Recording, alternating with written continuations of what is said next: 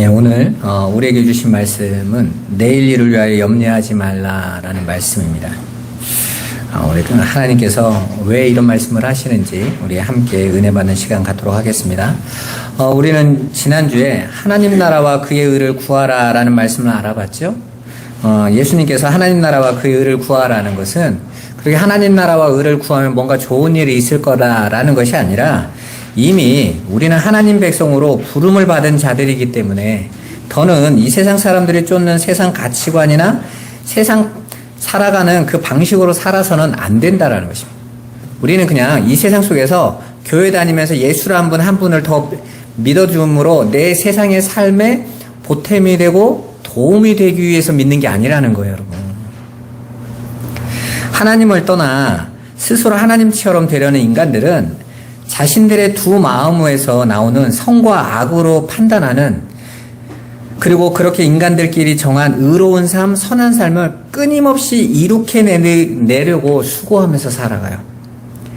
그런데 그 삶은 절대로 평안하게 만들어주지 못합니다. 왜냐하면 절대적 가치가 없기 때문에 무엇을 해야 될지를 모른단 말입니다. 항상 상대적이에요. 내가 아무리 좋은 거라고 해도 상대방이 인정해주지 않으면 그건 좋은 게 될 수 없는 거죠. 이런 거예요, 여러분. 중동 지역에서는 남자가 능력이 있으면 아내를 4명까지도 데리고 살 수 있어요. 그건 당연한 거예요. 그럼 남자만 좋은 게 아니에요. 여자들도 마찬가지예요. 능력 있는 남자에게 내가 2번째로 가든 3번째로 가든 좋은 거예요. 하지만 그들이 그게 옳다라고 말하는 그게 여러분도 옳다고 느껴지세요? 아니죠. 우리나라에서는 우리 남편이 한 여자를 더 데려오면 그때는 칼부림 나요. 그죠? 이 세상의 은은 항상 그렇게 상대적인 거예요. 나는 좋은데 그가 나쁠 수 있어요. 그러니까 서로 어떡합니까? 거기에 맞춰서 살아가야 되잖아요. 그리고 그 기준에 내가 늘 부합할까? 내가 그 기준에 맞을까라는 거죠. 이 세상 사람들은 잘 사는 게 뭡니까? 부자 되는 거예요. 건강한 것입니다. 성공하는 거예요. 거기에 여러분이 맞추려다 보니까 어떡합니까? 내가 기준으로 나는 이 정도면 됐어 해도 남들이 에게 그거? 그러면요 아무것도 아닌 거예요. 아무도 이 땅에서는 쉬지 못하는 것이죠. 늘 불안한 겁니다. 그러니까 어떻게 되죠? 늘 끼리끼리에 맞춰서 살아가는 거예요. 그러면 서로 그 안에서 서로 견제하고 또 서로 경쟁하고 그러면서 살아가는 거죠. 그 안에 어떤 쉼이 있겠습니까, 여러분? 늘 평안을 얻지 못하는 삶입니다. 그리고 그러한 자신들이 만든 의로 심지어는 하나님 앞에도 갈 수 있을 거라고 여겨요. 여러분, 인간들이 만들어 놓은 그 종교체계라는 것은 결국은 권선징악이잖아요. 이 땅에서 우리가 행위로 내놓는 그런 선을 기반으로 바탕으로 해서 하나님 앞에도 내놓을 수 있어야 되는데 사실은 그 하나님의 요구 조건이 뭔지를 모르거든요. 그러니까 열심히 불교처럼 이 땅의 종교 중에서 최고의 종교가 불교인데 그 불교에서도 그렇게 도를 닦고 수행을 해놓고 결과적으로는 어떻게 됩니까? 석가모니가 한 말처럼 어떻게 가야 될지는 모르는 거예요. 우리나라의 불교에서는 최고의 종정으로 여기는 분이 성철스님 아닙니까? 어떻게 가야 될지를 모르는 거예요. 내가 이렇게 열심히 애쓰고 앉아서 잠도 앉아서 자고 늘 벽면 보고 다 내 탓이요 이래가면서 내 것을 하나하나 씻어내겠다고 아무리 수행하고 도를 닦아도 안 된단 말이에요. 한마디로 이게 길이 맞을까라는 것입니다. 그러니까 그렇게 끊임없이 수고하는 것입니다. 그 성철스님의 사는 산이요 물은 물이요라는 그 책을 보면 사람들이 너무 대단하니까 그 수행하는 게 깨달음 하나만 가르쳐달라고 오는데 막 돌 던졌대잖아요. 오지 말라고. 막 욕해하면서. 왜 그랬겠어요? 저분이 워낙 귀한 분이라 그렇게 속세를 떠내려고 몸부림치시는구나. 이게 아니라 본인도 뭔지를 몰라서 그랬단 말이에요. 그건 제가 한 말이 아니라 진짜 그분을 만나본 분이 그래서 내가 그걸 알았으면 여기 있겠어 임마? 모르니까 이러고 있지? 이랬다고 솔직한 거잖아요, 여러분. 마지막 그분이 이 땅을 떠나면서 뭐라고 말합니까? 나는 정말 지옥 간다 이러고 갔단 말이에요. 나 몰랐는데 내가 그 길을 몰라서 이렇게 방황하는데 많은 청년 무리들이, 사람들이 내가 옳은 줄 알고, 내가 뭐가 대단한 줄 알고 나한테 따라오니까 얼마나 더 힘들겠어요. 내가 진짜 알았으면 가르쳐 주고 싶은데, 나도 몰라서 이렇게 방황하고 있는데, 사람들이 또 나한테 잘한다고 하네? 미치는 거죠. 여러분, 혹시 포레스트 검프라는 영화 보신 적 있으세요? 포레스트 검프가 어느 날 막 달려요. 그냥 너무 잊고 싶은 것도 많고, 그냥 아무 생각 없이 막 달리는 거예요. 그랬더니 사람들이 어느 날부터 저 사람이 달리니까 TV에 나와. 이유 없이 뭔가를 달리는데 뭔가 철학자 같다면서 막 달리다가 가니까 사람들이 이제 모여들기 시작해요. 군중들이 모입니다. 막 달리다가 이 사람이 어느 끝에 딱 다다랐어요. 딱 멈췄어. 모두가 기대해요. 아, 저분이 드디어 한마디 하시려나 보다. 배고파, 집에 갈래요. 그냥 가버려요. 그럼 그 무리들은 다 뭐가 돼요? 아무 이유도 없이 따라온 거죠. 마치 인간들이 자신들끼리 의로 정해놓고 선으로 정한 것을 열심히 하면서도 하나님의 뜻이 이걸까? 이게 맞을까라는 것이죠. 여러분, 예수를 믿는 분들도 다 그렇게 가요. 여기에서는 전도다, 저기에는 오중복음이다, 그리고 저기에서는 신유다, 신비다, 뭐 재림의 날을 기다린다, 별의별 걸 다 하고 있지 않습니까? 그런데 막상 어떻게 살아야 될지 몰라요. 교회에서부터도 그렇게 진리가 뭔지가 헷갈리게 나오는데 다른 곳은 오직하겠냐고요, 여러분. 그저 내가 살아가면서 깨달은 것이 이건데 이게 맞지 않을까 하고 가고 있을 뿐입니다. 그런 자들을 향해서 예수님이 뭐라고 말씀하세요? 유리방황하고 있구나. 너희가 그 진리를 알지 못하니까 방황하고 있구나. 아니, 나 방황하지 않고 목표대로 잘 가는데요? 유리방황인 것이죠. 그래서 이 세상 사람들이 걸어가는 길이 마치 하루살이 같은 거예요. 파브르가, 곤충학자 파브르가 그랬죠? 그 하루살이를 이렇게 연구해 보니까, 하루살이 여러분 아세요? 우리가 그 개천 가면 막 빙빙 돌고 있는 거 있잖아요. 거기에도 우두머리가 있다는 거예요. 우두머리가 제일 높이 앞에서 가는데 이 우두머리가 방향이 어디로 갈지를 몰라. 그러니까 어떻게 하냐면 제자리를 빙빙 도는 거예요. 그러니까 그 밑에 따르는 다른 무리의 하루살이들이 제가 뭔가 대단한 일을 하고 있는 것 같으니까 같이 계속 또 도는 거예요. 하루살이가 하루 사는 게 아니고 우리 눈에는 하루마다 이렇게 떨어지는 게 많아서 하루살이가 하루 만에 죽는 것 같은데 7일 산대요. 7일 동안 계속 제자리만 도는 거예요. 우리는 알고 있잖아요. 저것들이 할 일 없이 계속 빙빙 돌고만 있구나.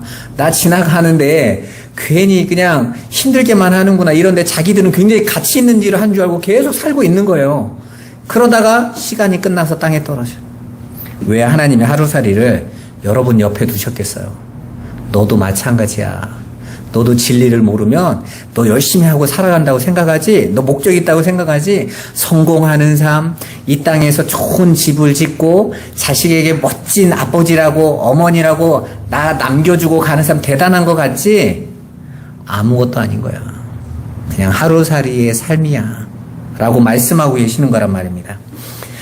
하나님은 그런 죽은 세상에 묶여서 똑같이 그들과 같이 목적을 거기에 두고 그냥 이 세상에서 힘쓰고 그 힘 얻고 그것으로 나라는 존재를 증명하기 위해서 하루살이처럼 뱅뱅 이 역사를 돌고 있는 자들에게 그 안에 똑같이 그 종살이의 삶을 살아가고 있는 자기 백성들, 창세전부터 택한 하나님의 백성들을 거기에 묶어두실 수 없는 거예요. 너 그 삶으로 나와, 거기서 내려와 하고 예수 생명을 그들에게 넣어주신 거예요. 예수 생명이 그들 안에 십자가의 은혜로 들어가게 되어지면 더 이상 그들은 이 세상 사람들이 살아가는 그 방식에서 깨어나는 거예요. 저거 아닌데. 저렇게 사는 게 아니었는데. 내가 지금까지 저렇게 살아가고 있었구나. 여러분, 전도서에 보면 솔로몬이 뭐라고 고백합니까? 열심히 집도 짓고, 열심히 돈도 벌고, 열심히 권력도 추구하고, 열심히 지식도 추구하고, 열심히 나라는 존재를 구축해놓고 솔로몬이 그 삶을 평생 살다가 하나님께서 은혜로 솔로몬에게 그 삶이 어떤 건지를 딱 깨워주시니까 솔로몬이 뭐라고 말합니까? 내가 바람을 잡고 있었네. 아무것도 아니네. 내가 자세히 살펴봤더니 내가 이거 새로운 거라고, 내가 대단한 거라고 여겼던 것이 옛날에도 있었던 거네. 돌고 도는 거구나. 그냥 뭔가 포장만 새로워져 있구나. 여러분, 유행이라는 게 늘 돌고 돈다는 거 아시죠? 옷 같은 거 패션 돌고 돕니다. 복고풍 이래가면서 또 돌아요. 그러니까 사람들이 가지고 있는 지혜와 한계는 더 나가지 못하니까 계속 세상의 옷을 갈아입으면서 그걸 가치라고 여기고 살아가고 있을 뿐이라는 거예요. 그런데 하나님께서 내 백성은 그렇게 살지 마라는 거예요. 너는 그런 존재들이 아니야. 거기서 끄집어 내시는 거예요. 그렇게 생명으로, 성령으로 그들의 눈이 열려지니까 그들이 그제서야 이 세상의 삶의 방식이 아무것도 아닌 거구나라는 것을 보게 되는 거예요. 그래서 그들은 더 이상 그 삶을 추구하지 않고 정말 하나님이 우리에게 주신 그 하나님 나라, 영원히 하나님과 함께하는 그 기쁨, 그 만족 속으로 들어가는 거, 그거 구하는 거예요. 그럼 그 삶이 바로 하나님 나라와 의를 구하고 그것 쫓아가는 삶이라는 것입니다. 바울은 그 삶에 대해서 어떻게 말해주는지 한번 봐보세요. 골로새서 3장 1절에서 4절 같이 한번 읽어보겠습니다. 그러므로 너희가 그리스도와 함께 다시 살리심을 받았으면 위의 것을 찾으라. 거기는 그리스도께서 하나님 우편에 앉아 계시느니라. 위의 것을 생각하고 땅의 것을 생각하지 말라. 이는 너희가 죽었고 너희 생명이 그리스도와 함께 하나님만에 감추어졌습니다. 우리 생명이신 그리스도께서 나타나실 그때 너희도 그와 함께 영광 중에 나타나리라. 아멘. 여러분 봐보세요. 우리에게 위의 것을 찾으라고 하면서 그 찾으라는 이유가 뭡니까? 너희는 땅의 것으로는 죽었어 라는 것입니다.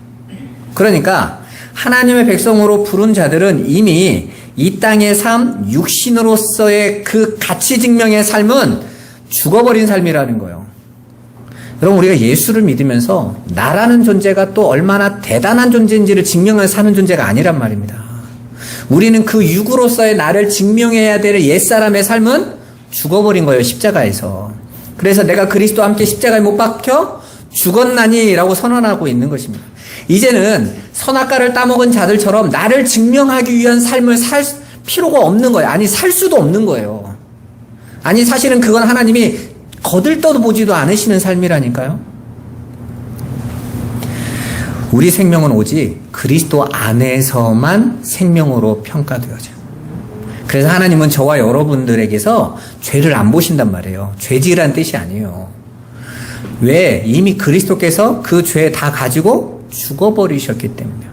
그러니까 율법으로 나를 죄 없음으로 거룩하게 하는 삶은 아닌 거예요, 여러분. 왜냐하면 이미 내가 내놓는 거는 가치 없다고 평가가 끝나버렸어요. 그래서 하나님께서 그리스도로 옷 입혀버리셨어. 그런데 내가 예수 믿고 또 그 율법적인 의를 내놔야 되느냐? 아니란 말입니다. 그럼 막 살아도 되냐? 이렇게 따지면 그 말이 아니에요. 정말 예수 그리스도의 의를 가지고 있는 자들은 그 은혜에 감사한데 어떻게 막 살 수 있습니까, 여러분? 많은 분들이 이렇게 얘기해요. 내가 그리스도로 의로 덧입고 내 죄가 다 끝났다면 구원파처럼 그럼 이 육으로는 막 살아도 되겠네? 어떻게 그럴 수 있어요, 여러분? 내 안에 주인이 하나님이신데. 그 하나님이 이 땅을 의로 다스리시고 그분이 섭리하시는데 그 하나님의 손에 잡힌 자가 내 인생을 여전히 내 마음대로 살 수 있어요? 그것 자체가 말이 안 되는 말이잖아요, 여러분. 우리는 새로운 생명으로 태어났다는 거예요. 그래서 고린도서에 뭐라고 말합니까? 너희는 새로운 피조물이라. 이전 것은 지나갔으니 보라 새 것이다 이러잖아요, 여러분. 분명히 전도서에서 솔로몬이 모든 것이 다 이전 거다. 새 건 줄 알았더니 다 애 것들이더라. 새 것은 하나도 없다 해야 돼. 그랬는데 바울이 당당히 선언해. 드디어 새 것이 나왔다. 하나님의 백성들이 새롭게 드디어 새 옷을 입고 등장하게 된 거예요. 그 말은요, 여러분의 삶이 더 이상 이 세상에서 묶여있는 세상 사람들이 추구하는 그 길로 가지 않아도 되는 자들이 됐다라는 거예요. 이게 안 맡겨지니까 남들이 가지고 있는 세상의 성공 가치관 때문에 내가 힘든 거예요. 남들이 우러러보고 있는 그런 힘있고 능력있고 세상 사람들이 칭찬해주는 그것 때문에 내가 그 하늘의 생명의 가치관이 안 보이니까 여전히 여기에 묶여서 그거에 목마해서 살아가는 것입니다. 물론 그 삶이 이 땅에서 우리가 묶여서 살 수밖에 없지만 적어도 여러분은 마음과 생각 속에서는 자유로워져야 돼요. 하나님은 그걸로 나를 평가하시지 않으니까. 여전히 이 역사는 힘의 원리로 평가한단 말이에요. 네가 얼마나 예배 잘하냐, 얼마나 기도 잘하냐, 얼마나 응답 많이 받냐, 얼마나 전도 잘하냐, 얼마나 선교 잘하냐, 늘 이렇게 얼만큼 내가 뭘 하느냐로 자꾸 평가하려고 해요. 그런데 하나님은 딱 하나만 보세요. 그리스도 안에 있는 것으로만 보세요. 그 눈으로 내가 자꾸 바뀌어가져야 돼요. 그래야 그 안에 참된 평강이 있는 겁니다. 하나님께서 하늘에 부르는 백성들을 또 1등, 2등, 3등으로 나누시면 거기가 어떻게 천국이 되겠어요. 그래서 하나님은 그냥 그리스도로 옷 입혀놓고 다 내 새끼 한단 말이에요. 내 것 이렇게 말씀하신단 말이에요. 그 새 생명 가진 자들은 이제 그 눈이 열려서 그 하나님 앞에 내가 뭔가를 내놓고 가지고 있고 이래서 담대히 나가는 것이 아니라 그 예수 그리스도 때문에 담대히 기쁘게 갈 수 있는 거예요. 그럴 수 있는 나라에 있습니까, 여러분? 여러분 부모를 만나러 가도 형제들이 쫙 있으면 누가 잘했는지 잘하고 훌륭한 자식은 부모에게 ต๊떠시 나가고 좀 못나고 모자라게 살아가면 부모 만나러 가는데도 꺼려지잖아요. 잘 안 가게 되고. 왜? 내가 봐도 내가 너무 못나 보이니까 그렇게 못났다고 평가하는 게 이 세상 가치관 아닙니까? 그런데 예수 안에 있는 자들은요, 그거 안 본다는 거예요. 그걸로 따지지 않는다라는 것입니다. 하나님께서는 그리스도로만 우리를 덮으시고 그걸로 보신다는 거예요. 그래서 성도들은 그 삶은 더는 이 땅의 삶, 나를 증명하는 삶이 아니라 반대로 그렇게 나를 증명하려고 나라는 육체, 나라는 자아를 열심히 꾸미고 가꾸려고 했던 그 삶, 그 육적 자아를 실현하는 삶을 오히려 끊어내고 그것을 내려놓는 삶을 쫓아가면서 하나님의 말씀에 복종하는 삶을 살아가야만 한다는 거예요. 그래서 자꾸 위의 것을 찾아라 라고 하면서 위의 것을 찾는 삶을 뭐라고 말합니까? 땅에 있는 지체를 죽여라 이렇게 말한다고요. 너 자꾸 너 증명하려고 몸부림치는 삶 거기서 나와야 되는 거야. 위의 것을 본 자들만 거기서 나올 수 있어요. 아니면은 열심히 땅의 것을 해서 내가 위의 것으로 증명하려고 해. 그건 아니란 말입니다, 여러분. 그러한 삶이 바로 하나님 나라와 의를 구하는 삶인 거예요. 그리고 그 삶을 살아가는 성도들에게 있어서 내일을 염려하지 말라고 하는 것입니다. 왜냐하면 그 내일을 하나님이 주관하고 계시기 때문에.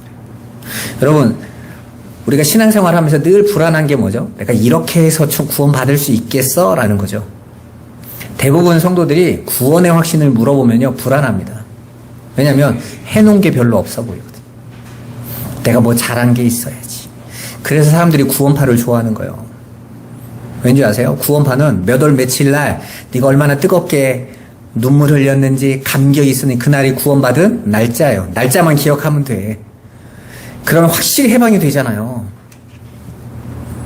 그래서 그 날짜 하나 가지고 제가 옛날에 택시를 탔더니 택시 기사분이 저한테 예수 믿냐고 그러더라고요. 예수 믿는다고 그랬죠. 고등학교였는데. 그랬더니 언제 구원받았네요. 내가 구원받은 날짜는 정확하게 알지 못하지만 내가 하나님을 믿고 하나님 날 사랑하는 게 믿어진다. 그랬더니 그건 구원이 아니라요. 자기는 몇 날, 몇 월, 며칠 날, 몇 시에 구원받았다. 내가 그때 기도원에서 뜨겁게 눈물을 흘리고 회개하면서 하나님이 내 안에 확 들어오는 시간을 내가 정확하게 시계를 보고 확인을 했다라는 것이죠.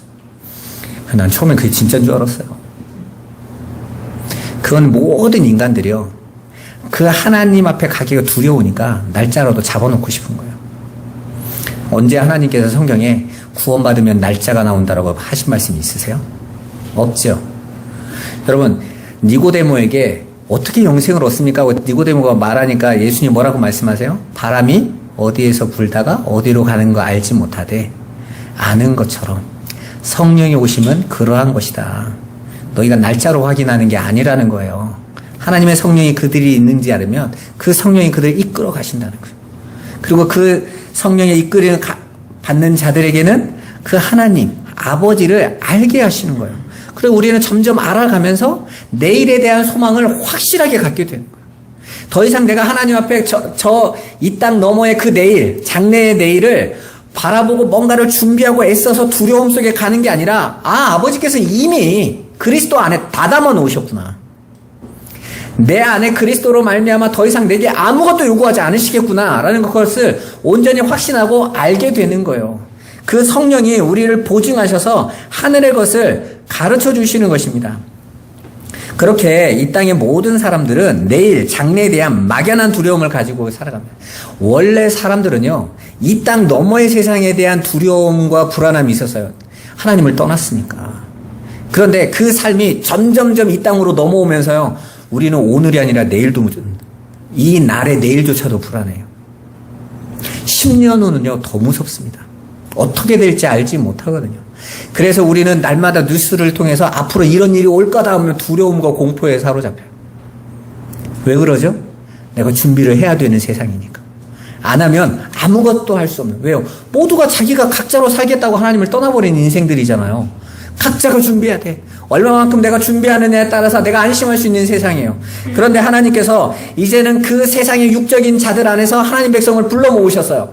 그래서 그들을 어떻게 하십니까? 다 같이 인도하세요. 여러분, 광야의 이스라엘 백성은 하나님이 하나씩 인도하십니까? 한꺼번에 인도하십니까? 한꺼번에 인도하세요. 그들을 구름 기둥과 불 기둥으로 함께 끌고 가세요. 그들의 길은 하나님이 하나도 놓치지 않으세요. 우리는 그 속에서 하나님을 알고 하나님을 만나는 거예요.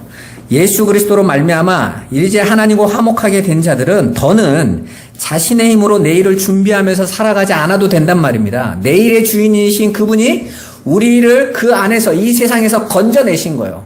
그래서 이스라엘 백성이 광야에서 늘 하나님에게 걱정할 때마다 혼나요. 왜 그렇습니까? 내가 너희를 그런 존재로 안 만들었다라는 거예요. 애굽은 어떻죠? 내가 노력해서 물 끌어다가 내가 농사지어서 내 힘을 갖춰놔야, 그리고 저장해놔야 살 수 있는 땅이에요. 근데 가나안 땅은 어떤 땅이죠? 하나님께서 하늘의 문을 여셔서 양식을 내려주시는 땅이에요. 비를 주세요. 그분이 아니면 아무도 안 되는 거예요. 그 땅으로 하나님 백성을 인도하시면서 하나님이 하시는 게 뭡니까? 너희의 삶을 내게 맡기는 연습을 해라 라는 거예요. 오히려 이제부터는 왕이신 하나님이 가시고자 하는 방향대로 우리를 맡겨야 되는 훈련을 하는 거예요. 이게 더 힘들어요, 여러분.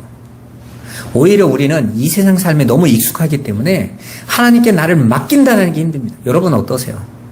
맡겨지세요? 분명히 강단에서는 너의 삶을 내게 맡겨라 라는 말씀을 늘 듣고 있지만, 막상 우리가 세상으로 딱 나가는 순간 모두가 달려가는데 맡겨집니까, 여러분? 안 맡겨지죠. 염려가 돼요. 야, 이러면 안 될 것 같은 거예요. 저도 그래요. 우리 자녀들의 삶을 보고 이러면요, 야, 안 되는 거예요. 하나님의 은혜가 아니면. 그런데 하나님은 여러분들을 그 삶의 길로 인도하세요. 그러면서 날마다 여러분들이 상상하지 못했던 방식으로 하나님이 돕고 인도하심을 보여주고 계시나요? 여러분, 여러분들의 삶이 여러분이 잘해서 잘 되고 있는 게 아니에요. 하나님이 지켜주셔서 그런 거예요. 때로는 하나님이 여러분들에게 어려운 길로 데려가시기 때문에 여러분의 삶이 아무리 몸부림쳐도 어려운 겁니다. 그 안에 하나님께 맡기는 연습을 우리는 하는 거예요. 아버지의 뜻 안에서, 그리고 그 하나님께서 내 길을 온전히 이루실 것을 확신하고 그분 안에서 자유함을 누리는 것이죠. 여러분, 이스라엘 백성이 광야에서 구름 기둥과 불 기둥을 따라갔더니 날마다 좋은 오아시스만 나오던가요? 날마다 좋은 일만 생기던가요? 아니죠. 가고 있는데도 아말렉도 만나고 불뱀도 만나고 모압 땅도 지나가면서 저들이 우상숭배의 시련도 경험하고 마라의 쓴물도 지나가는 거예요. 하나님이 그 길로 굳이 데려가신 거예요. 왜요? 이 모든 것이 내가 너를 향한 내 뜻이다 라는 것을 가르쳐 주시기 위해서, 영원히 완성돼 영원히 평안한 그 하나님 나라로 들어가기 전에 그 하나님에 대한 온전한 순종과 그분을 전적으로 의지하는 자로 우리를 만들어내시겠다라는 거예요. 그래서 이제는 이 세상 환경이 아니라 하나님으로 나의 기쁨이고 하나님으로 나의 평안이고 하나님만 있으면 되는구나 라는 걸 가르쳐 주시겠다라는 거예요. 그 의지하는 훈련하시는 게 광야인 것입니다. 그래서 오히려 여러분, 광야의 이스라엘의 여정을 한번 떠올려 봐 보세요. 이스라엘의 12명의 정탐꾼이 가나안 땅을 정탐한 후에 자신들끼리 보고를 하는데, 하나님이 주시겠다는 그 땅을 갈 수 있다고 결론을 내리나요? 갈 수 없다고 결론 내립니까? 갈 수 없다고 결론 내려요. 이스라엘의 대표들이요. 그럼 대표면 누구겠어요? 그래도 세상으로는 자신들이 뭔가 좀 하고 있는 사람들이, 판단력이 뛰어나다고 여겨지는 자들이 정탐을 갔을 거 아니에요? 그죠? 그런데 갔다 와서 이렇게 말합니다. 분명 가나안 땅은 좋은 땅이 맞다. 그런데 그 땅을 지키고 있는 거민들은 자신들보다 너무 커서, 지금도 그러죠? 지금도 중동 지역, 그 가나안 지역에 팔레스타인 사람들이 굉장히 골격도 좋고 그렇대잖아요? 골리앗 같은 경우는 3m 30이었어요. 키가 어마어마한 거죠. 그때 이스라엘 사람들의 표준 키가 150 정도 됐대요. 그럼 2배 아닙니까? 거인이죠.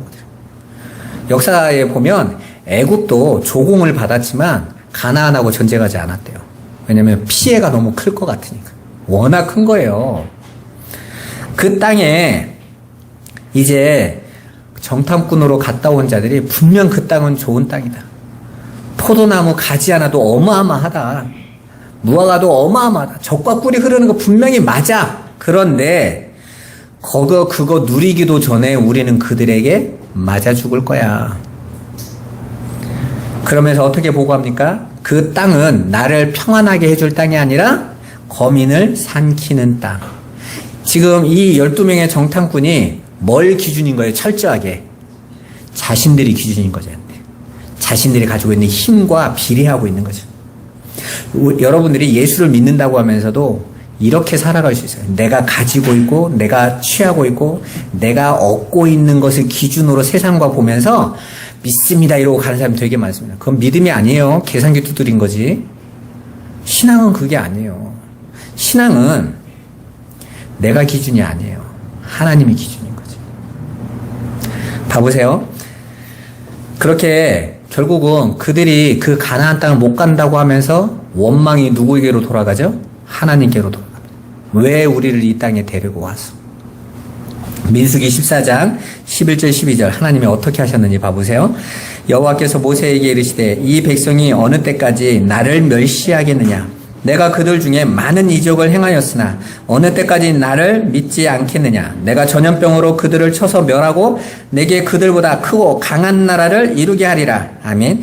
하나님께서 내가 그들 중에 많은 이적을 행했다라는 말은 뭐겠어요? 내가 나를 보여줬잖아. 가르쳐줬잖아. 드러내줬잖아.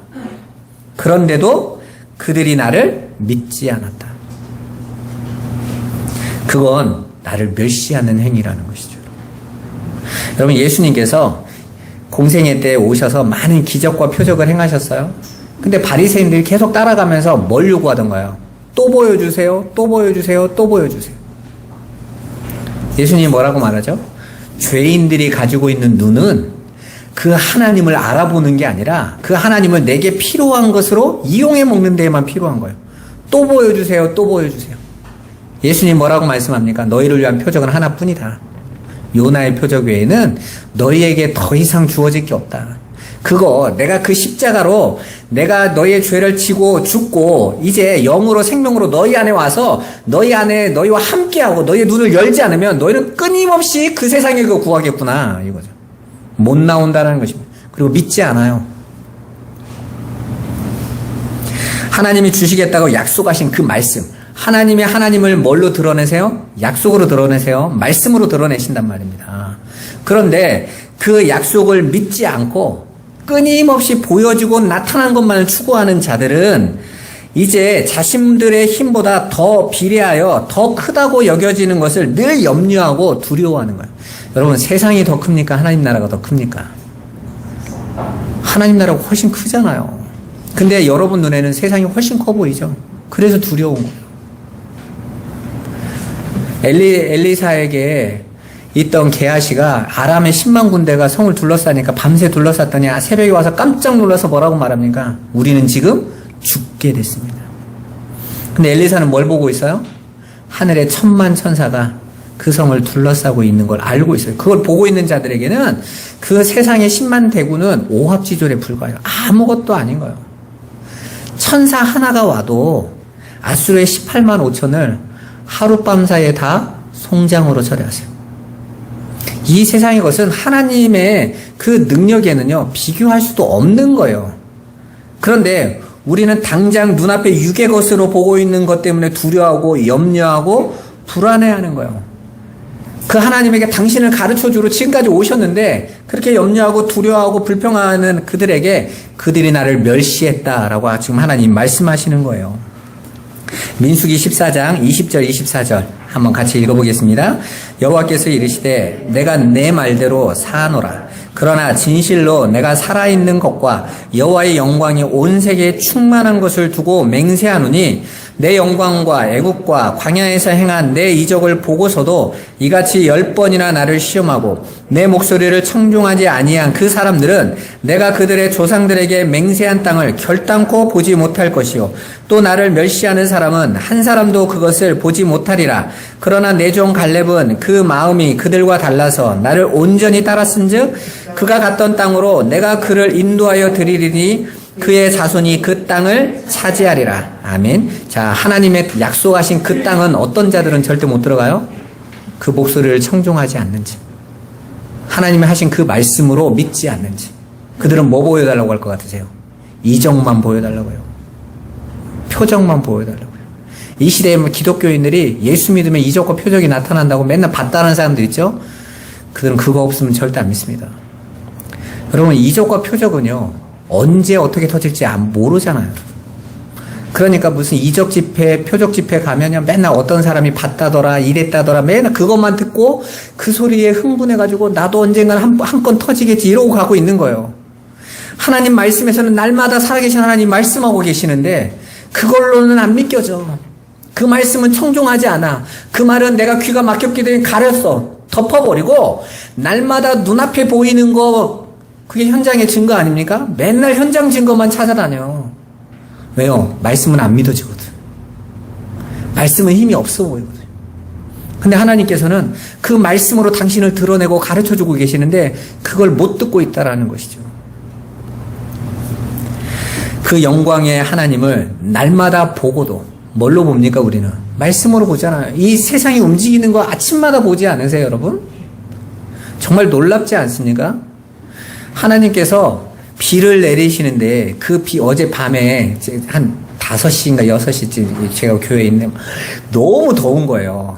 가지고 막 문을 열어놓고 있는데도 막 더운 바람이 팍팍팍 부는데 갑자기 시원해지더라고요. 봤더니 소나기가 막 쏟아지는 거 있죠. 순식간에 시원해지는 거예요. 우리가 밖에 물을 얼마나 뿌린다고 그 시원함이 오겠어요. 근데 하나님이 이 금천 지역 전체에 소나기를 30분 쏟아부었더니 온도가 뚝 떨어지는 거 있죠. 제가 그거 보면서 찬양했잖아요. 야, 어떤 에어컨도 하나님의 능력 앞에는 아무것도 아닌데 과연 사람들이 이걸 보고 하나님께 감사할까요? 그냥 소나기네 하고 넘어가겠죠. 근데 하나님의 다스리심은 이렇게 놀라운 거거든요. 근데 하나님의 백성들은 그걸 보고도 하나님을 알 수 있어요. 근데 그렇지 않은 자들은요, 날마다 그 일이 일어나야 되는 거예요. 하나님 말씀으로 그걸 알고 있는 자들은 그 비가 오든지 안 오든지, 내 삶에 어떤 것들이 일어나든지 안 하든지, 우리는 하나님 말씀 안에서 그걸 믿기 때문에 그 안으로 들어가는 것입니다. 그런 하나님의 영광이 이 땅에 천지에 깔려 있는데도 그들은 그 하나님의 영광을 보지 못하고 있기 때문에 여전히 의심하고 여전히 자신들의 힘을 의지하는 자들은 항상 자신들이 가진 것과 세상의 것을 비교부터 한다니까요.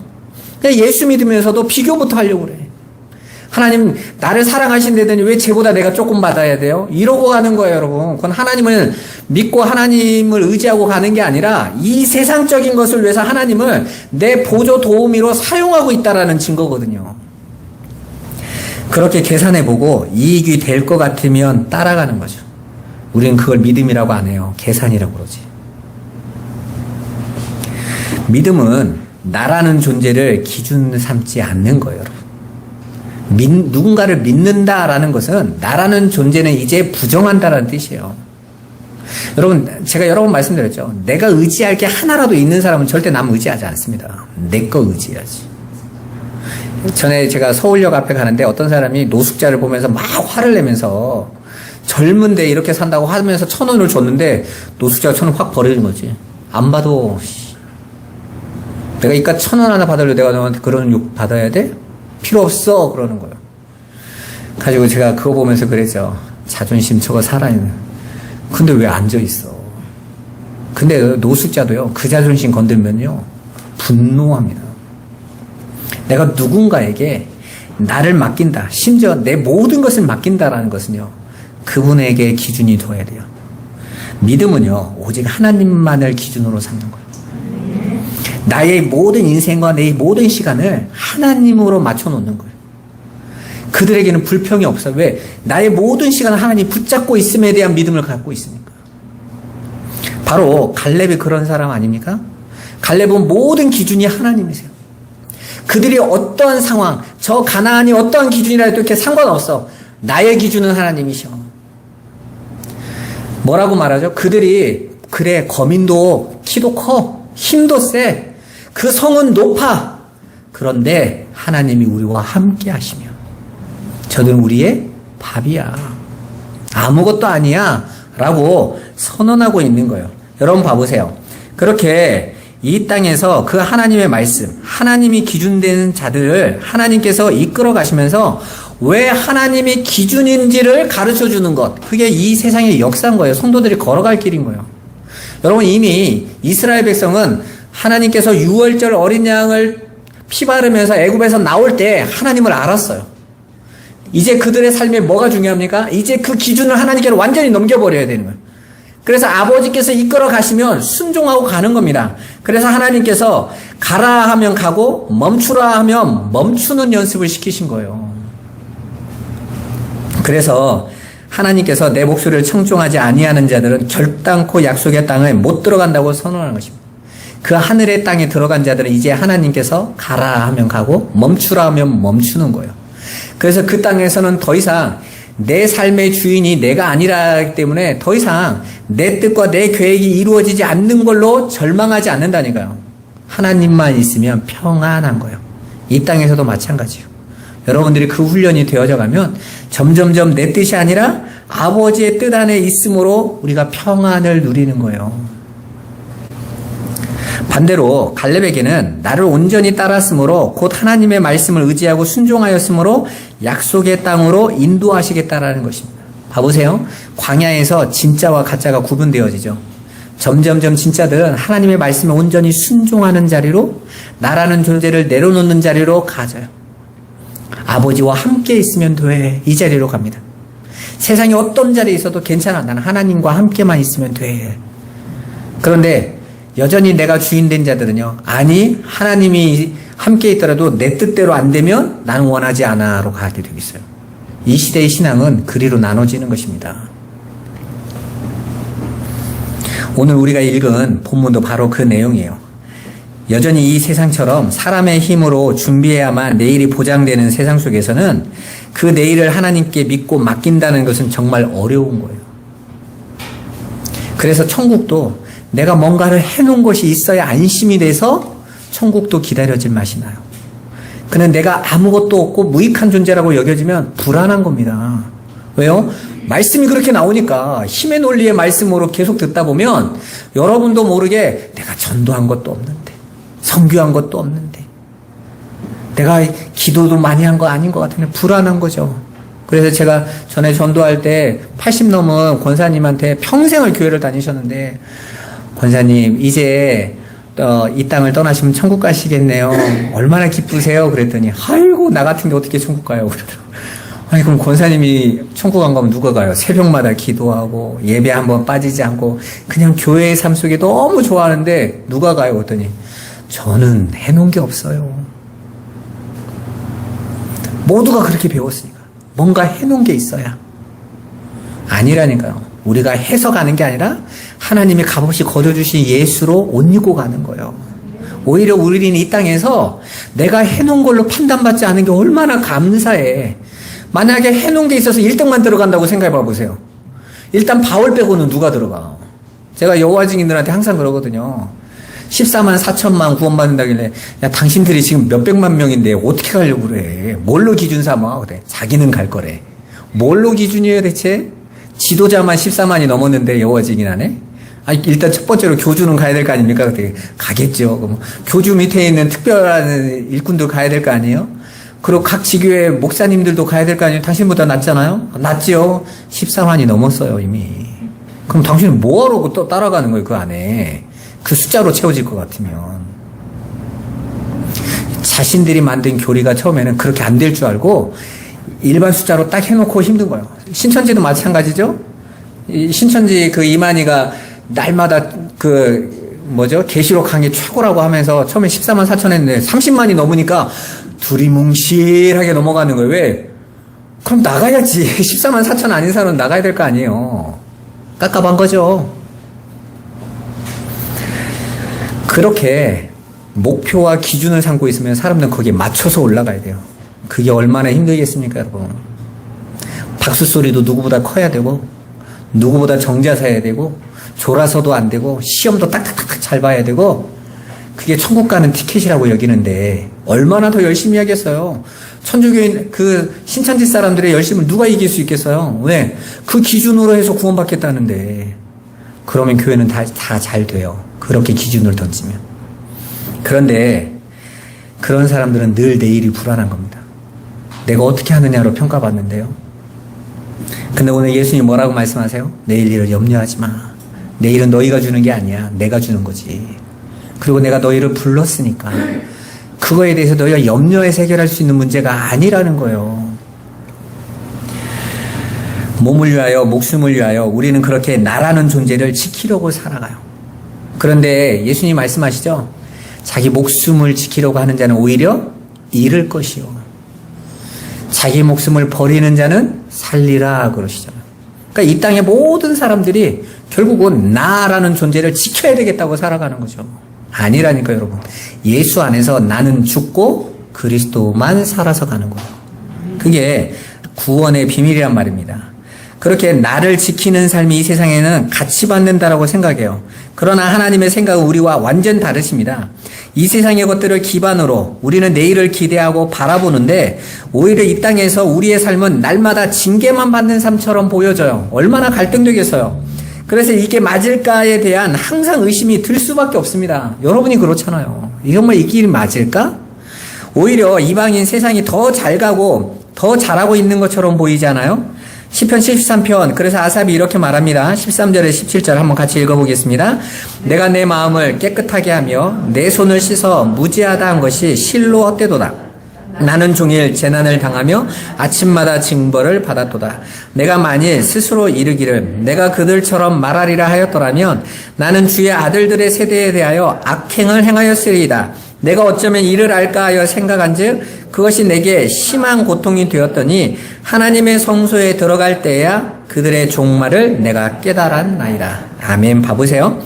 내가 현장에 가서 봤더니 내가 문제 있는 인간 같더라 라는 말이에요. 여러분. 근데도 현장 증거를 찾아다니실 거예요? 아니란 말입니다. 아삽이 한 고민이 그거였어요. 자기는 정말 하나님의 말씀을 잘 따르고자 몸부림치고 있는데 정작 내 삶은 아침마다 징벌이요 날마다 재난 속에 있는 것 같았다라고 말을 하는 거예요. 나 진짜 하나님의 말씀만 의지하려고 이렇게 몸부림치는 왜 이러지? 라고 이해가 안 됐다는 거예요. 그런데 예수 안 믿고 자기 입만 의지하는 자들이 더 잘 사는 것 같아요. 아니 하나님의 일을 하는데도 여전히 내가 한 걸 기준으로 쫓아가는 사람들이 더 열심히 하고 더 많은 증거를 얻고 있는 것 같아요. 그래서 나도 저렇게 살아야 되나? 라고 고민했다는 거예요. 그랬으면 하나님의 아들들의 날에 그 구원의 날에 내가 악행밖에 없었을 거라고 말하는 겁니다. 그런데 아삽이 어디에서 자신에게 향하신 하나님의 뜻이 맞구나라는 걸 어떻게 알았어요? 성소에 들어갔을 때. 성소가 어디입니까? 하나님의 집이죠. 하나님의 집. 그 하나님의 집을 히브리어로 딱 쓰면 아바예요. 하나님, 알렙, 베이트, 집이라는 뜻이거든요. 하나님의 집, 아바. 거기가 성소거든요. 그런데 그 하나님의 집을 뭐라고 말합니까? 말씀, 성전 이렇게 말을 하고 있잖아요. 그러니까 하나님의 말씀 안에서 내가 깨달았어. 이게 하나님께서 나를 이끌어 가시는 방식이라는 거 이제야 알았어요. 우리는 하나님의 인도하심이 이 세상의 가치와 기준에 맞게 인도해야 된다고 생각해요. 아니에요, 여러분. 내 생각은 너희 생각과 다르며 라고 이미 선언하셨잖아요. 이 세상은 하나님께서 자기 백성을 훈련하는 장소인 거지 그 세상에 잘 맞춰서 하나님을 보여주시는 게 아닙니다. 그런 성공 가치관, 세상의 승리 가치관으로 여러분이 예수를 믿고 나아가면요 망하는 거예요.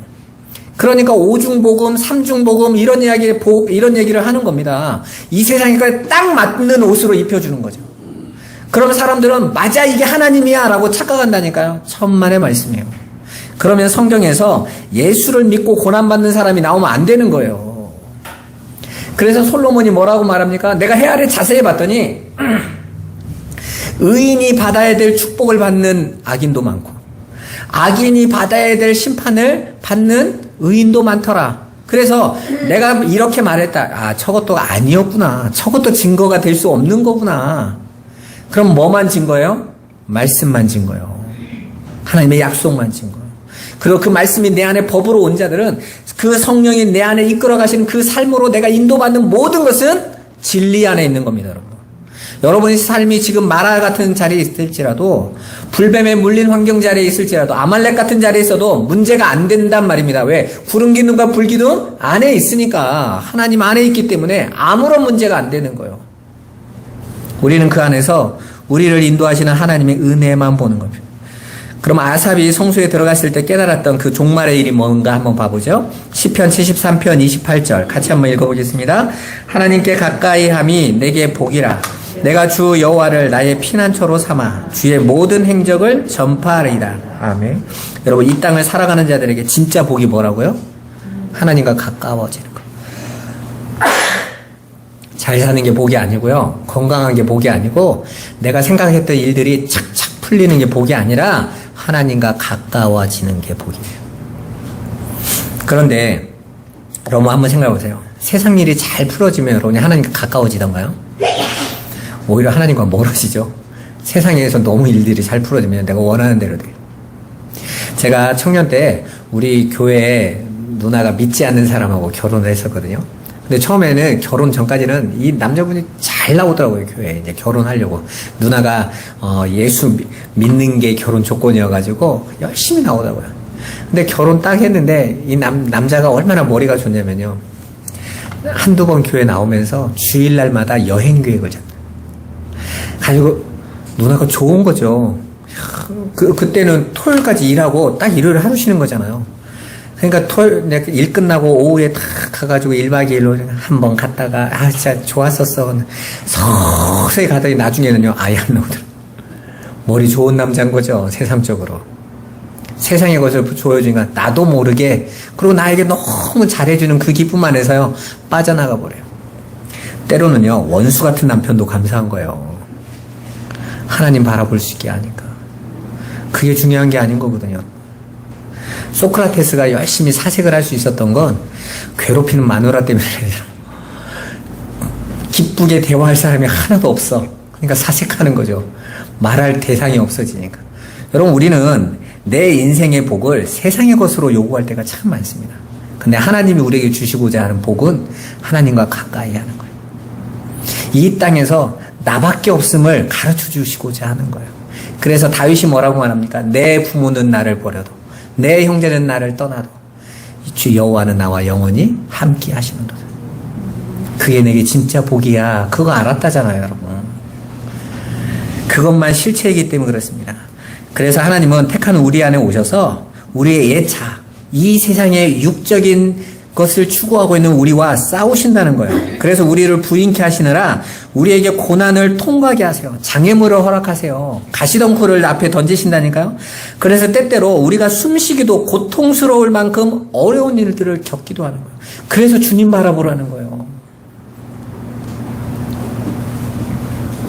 지금까지 자기 자아 성취와 힘을 쌓고 자기가 원하는 것을 하는 삶을 추구하면서 이 세상의 힘을 저축하며 살아가면서 하나님마저 자신들의 인생 도우미로 부리려 하는 이 교만한 우리 옛 아담적 자아가 얼마나 더럽고 추악한지, 그리고 하나님을 쳐다보지도 않는 그 보잘것없는 것을 만들어내려고 하고 있는 우리 삶 속에서 우리의 모든 것들을 폭로시키기 때문에 우리는 우리의 자아와 이 세상의 보잘것없음을 우리 인생을 통해서 뼈저리게 느껴가는 거예요. 우리 자유의지를 주신 이유가 판단해 보라는 것입니다.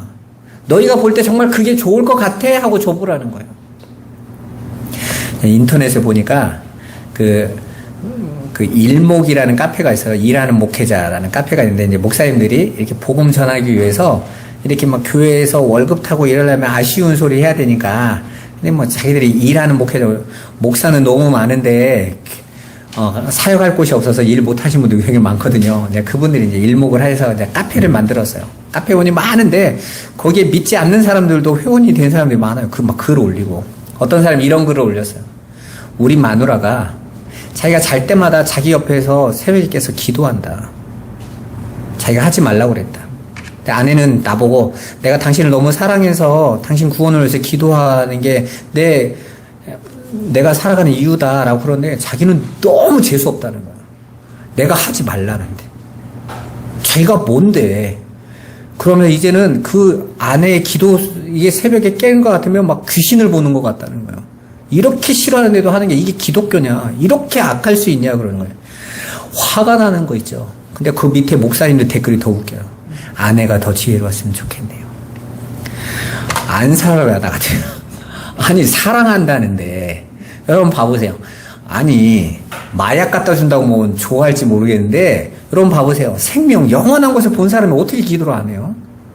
아니 그것조차도 꼴보기 싫으면 왜 살아?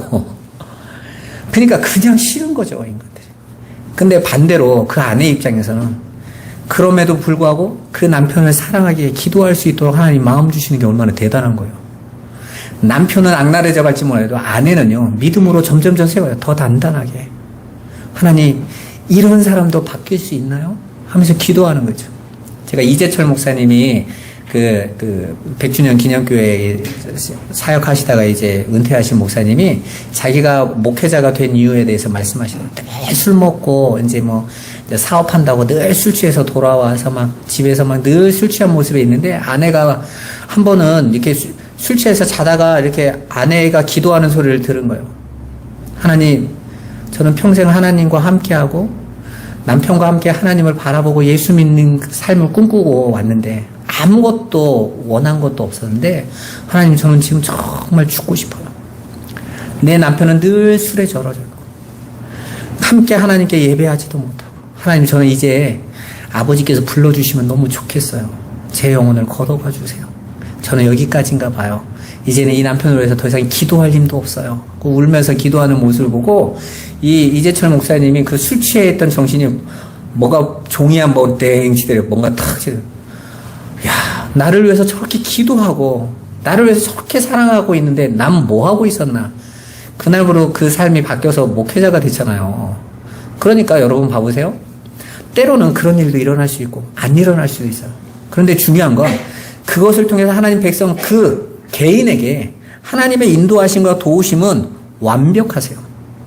우리는 그 속에서 이 모든 것이 하나님이 하시는 거구나.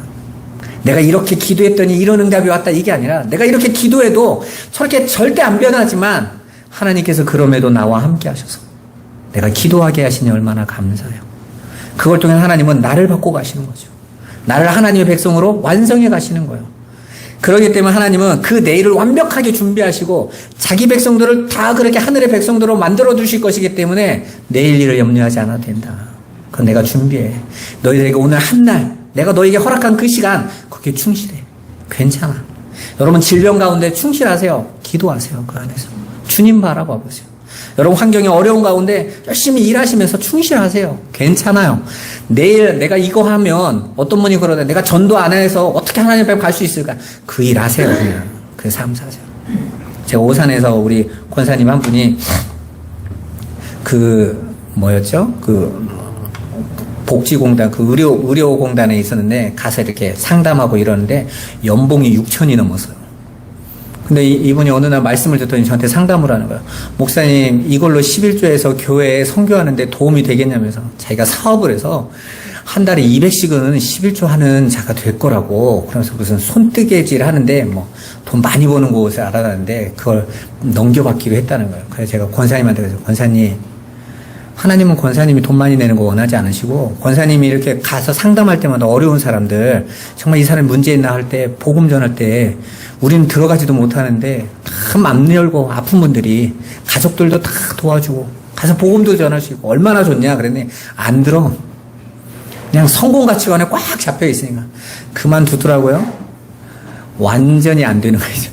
그리고 모든 사람은 다 자기가 믿고 싶은 대로 사는 거예요. 여러분 내일은 하나님이 준비하세요. 그냥 그 안에서 충실하세요. 그리고 하나님께서 내 길을 인도하시면 인도하시는 길로 이끌어 가시는 것입니다.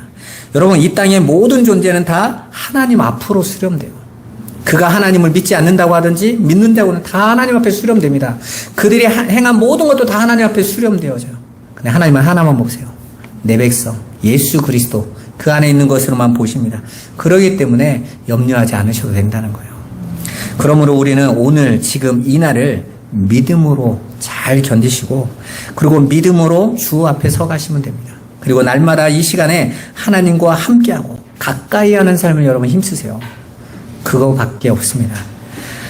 내일은 내일의 주인 되신 하나님께 맡기시고, 여러분 오늘 여러분의 삶 속에 치열하게 믿음의 선한 싸움을 싸우며 승리해 가시기를 주님의 이름으로 축원합니다.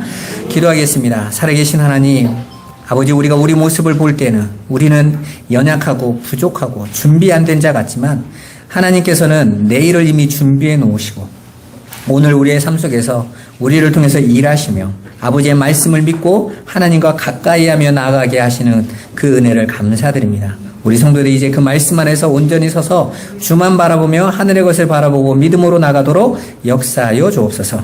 예수 그리스도의 이름으로 기도드리옵나이다. 아멘.